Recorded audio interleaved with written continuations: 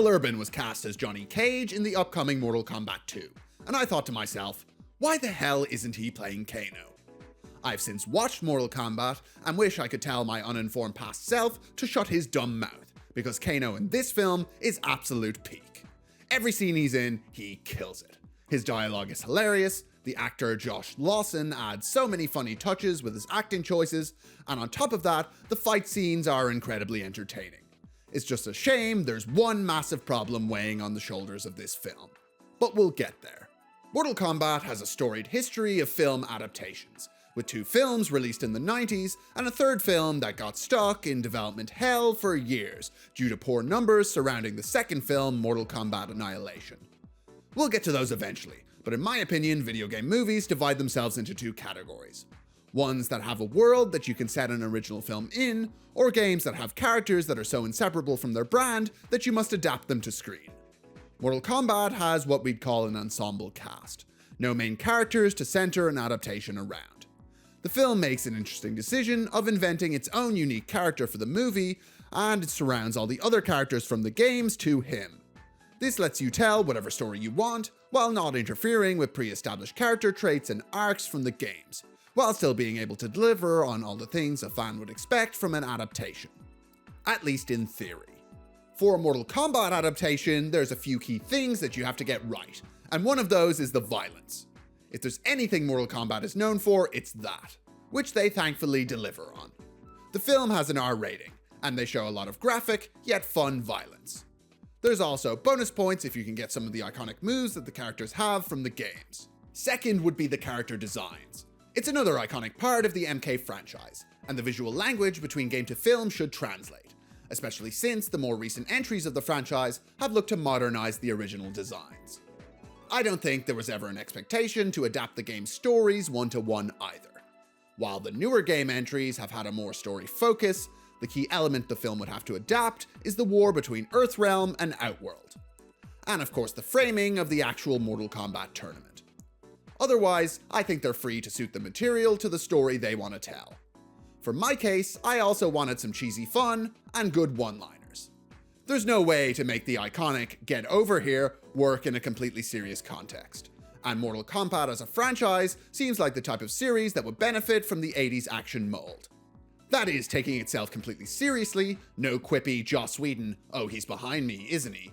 and we as a viewer will enjoy how over the top it is. We open in Japan in 1617, and fuck me, is that Hiroyuki Sanada? You might recognize him more recently from Shogun and John Wick 4, but if you're a horror fan, you may also remember him from the Japanese Ring. I'd argue he's the most famous actor from Japan to a Western audience, so he's a great pull for the cast. The film has mostly actors that I'm unfamiliar with, the exception being Chin Han, who plays Shang Tsung in this film. He played Lao in The Dark Knight, if you'll remember.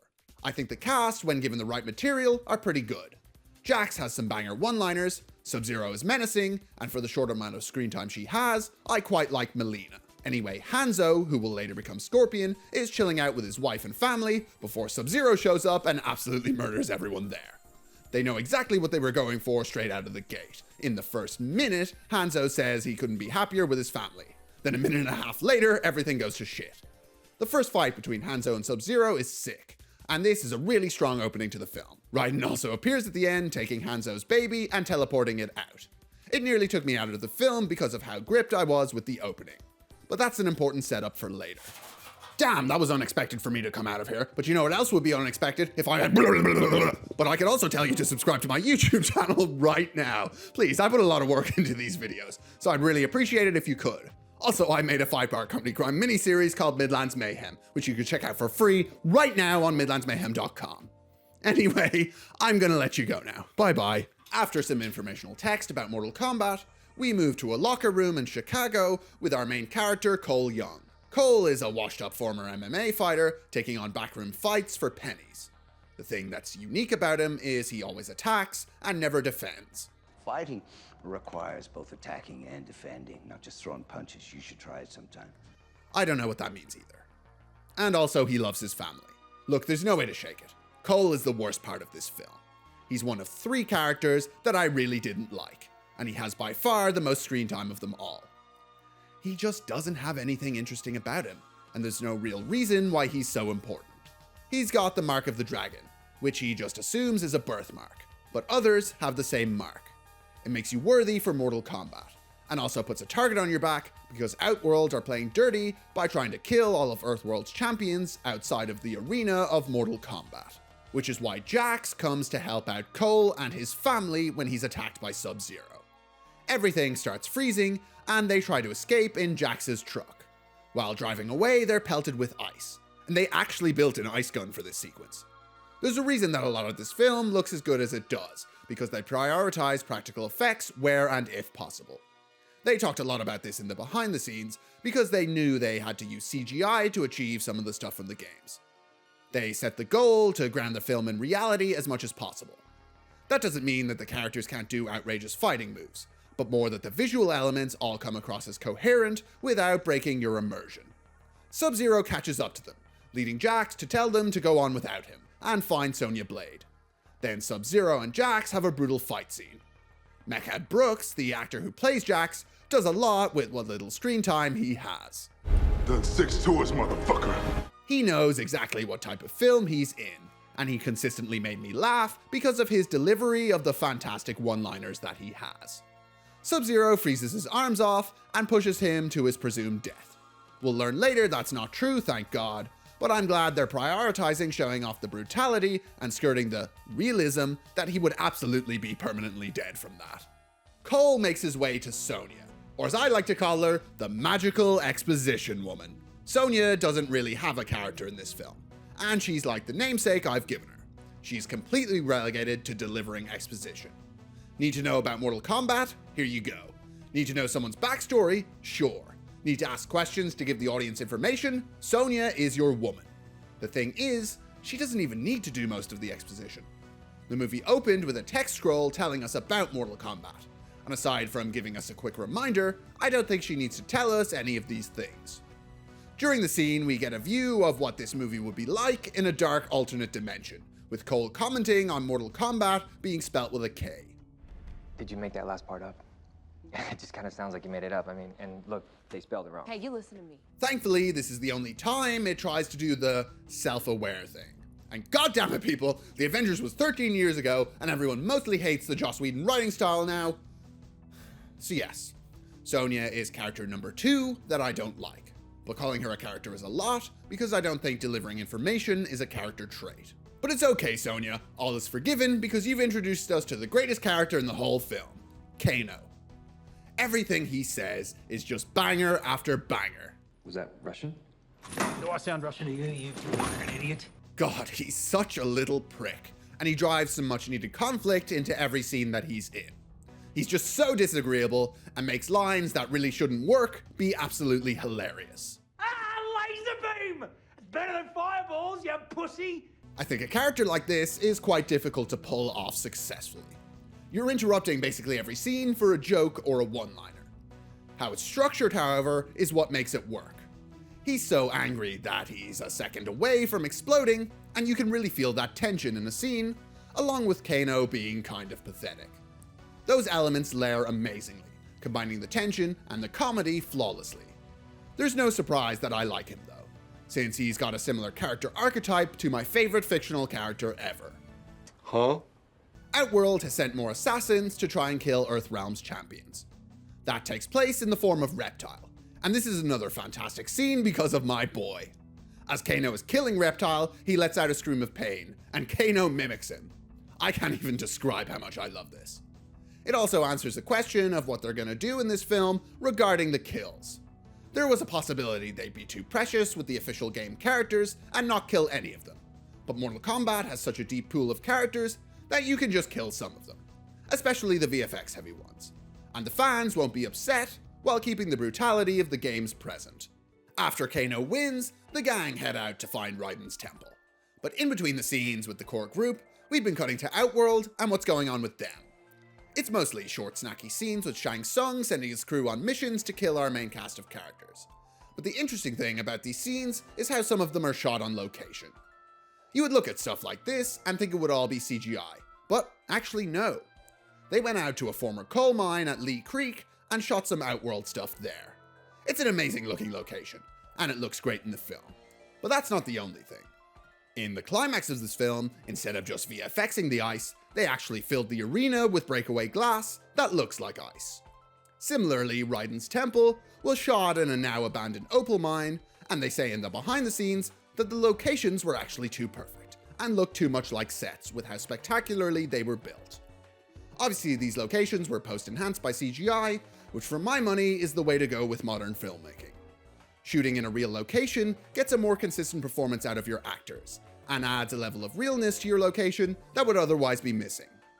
Any otherworldly elements that you need can just be added digitally with CGI, as your VFX artists have a great starting point to work with. Speaking of the temple, that's where our main characters head to next, which is also where we're introduced to Liu Kang, Kung Lao, and Raiden. We're also reintroduced to our boy Jax, and more importantly, the arcana. They are basically the superpowers that the characters have that you have to unlock by developing as a person. I think it was a smart way to incorporate the less realistic elements of characters' movesets into the film world. Maybe it would be too much to have Liu Kang shoot fireballs without explaining it. It also works as a solid character growth mechanism, signifying when they've evolved as a character. Kano gets his arcana from the fantastic dinner scene. Top knot. The end. What's his name? Kung Pao. Pass us a fucking egg roll, would you? But Cole's arcana never comes. Cole is unique when it comes to his mark. They're usually won in combat, but Cole was given it by birth. That's because he's a descendant of Hanzo, aka Scorpion, and that baby from the opening of the film is his bloodline. That's a cool twist that links this OC character with one of the most iconic Mortal Kombat characters. It's just a shame that Cole is fucking terrible. God, he's just so boring! And he doesn't do anything at all. His only character trait is that he loves his family, and that's like it. Earlier it was brought up that he only attacks and doesn't defend, but that literally never comes up again. Sure, his link with Scorpion is cool, but it doesn't mean anything. It doesn't inform his character at all, or give him any unique traits. I don't even know what else to say. There's really nothing salvageable about this character. And I don't think any changes beyond a full character rewrite can be done to fix him. Anyway, Cole leaves the temple because he's too weak and can't find his arcana. And also something to do with his family. Whatever, Shang Tsung couldn't invade the temple before because Raiden put up a defensive wall. But Kabal had the brilliant idea of getting Kano to betray them. And he does, like instantly. It's fucking amazing. Kabal, unfortunately, is the third character I don't like. I enjoy his design. In fact, a lot of the character designs are great. Melina's look is one of my favorites, with her full demon teeth only coming out later. A lot of the characters in the film have a lot more of a toned down version from their costumes compared to the game. I mean, Christ, imagine if Sonya Blade had her MK9 costume. But the costume design is on the good end for porting video games to live action. It's a nice middle ground between the terrible plasticky costumes of Warcraft and the original X-Men where they're afraid of the silliness. They go for the worn and lived-in feel, while still keeping an albeit muted similar color palette. Shang Tsung's costume is a standout, because of his soul-sucking nature. He has a design with tortured souls on it, and I just think that's neat. But aside from the design of Kabal, he just doesn't hit the mark for me. He's got a similar dialogue type to Kano without the charisma. There's also this little section that's really poorly executed featuring Liu Kang and Kabal that sealed the deal for me. He's about to get his soul sucked. I love the scream right before they die. This takes place during the big brawl, and it's the lowest point for our characters. A lot of them barely make it out of it alive, except Kung Lao, who gets absolutely cooked by Shang Tsung. At least he got a really sick kill on Natara. While this is all going on, Cole fights Goro and unlocks his arcana, which is an admittedly cool design, even though Cole's character makes this rather bland. They did a cool trick with the live action component for Goro. He's got two people controlling the arms that the VFX team can map onto. Makes sense, and it makes him feel more real and less like a gimmick. Goro gets defeated. Jax unlocks his arcana by saving Sonya, and our surviving main cast get teleported to an Assassin's Creed loading screen. For some reason, Cole is the designated leader, and the plan is to take out all of Shang Tsung's soldiers, with each being assigned to one individual, leaving Sub-Zero for last because he's too well trained. Flipping between each of the individual fights is cool, and Jax has another banger one-liner. Yeah, these motherfuckers work. But even when it's supposed to be one-on-one fights, Sonya Blade has to bail out Cole. A little help? God, can this guy do anything in this film? Sub-Zero then kidnaps Cole's family, and Cole is teleported to a final fight against him. The fight is cool, but it's probably not a good thing that I'm begging for Sub-Zero to win. Scorpion returns from the Netherrealm to help Cole take down Sub-Zero. Look, I enjoyed Scorpion and Sub-Zero fighting, but they're really undermining Cole at every chance they get.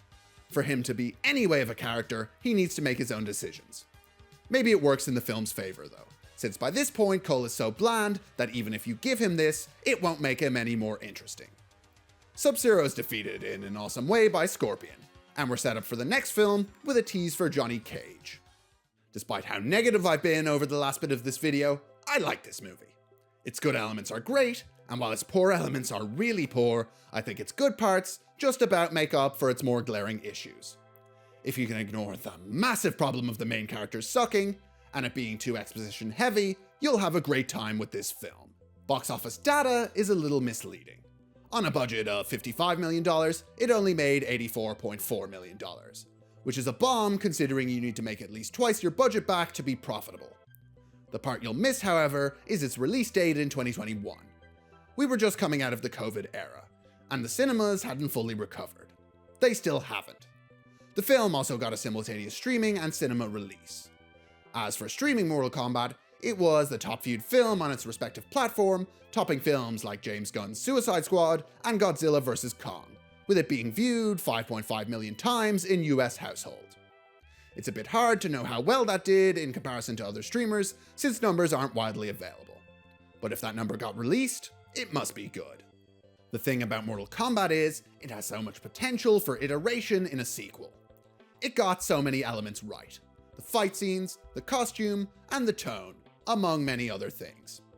It's time to be hopeful as well, because investigating the trailer for Mortal Kombat 2, it looks like they fixed their biggest flaw from the first film. They've positioned Karl Urban's Johnny Cage as the protagonist of the movie. Cole doesn't even get a single line in the trailer, and he can only be seen in the background of one shot. So I'm looking forward to the next film. Let's hope that they can learn from their mistakes. I'll be here to let you know if they did. Also, my boy is back for it, hell yeah!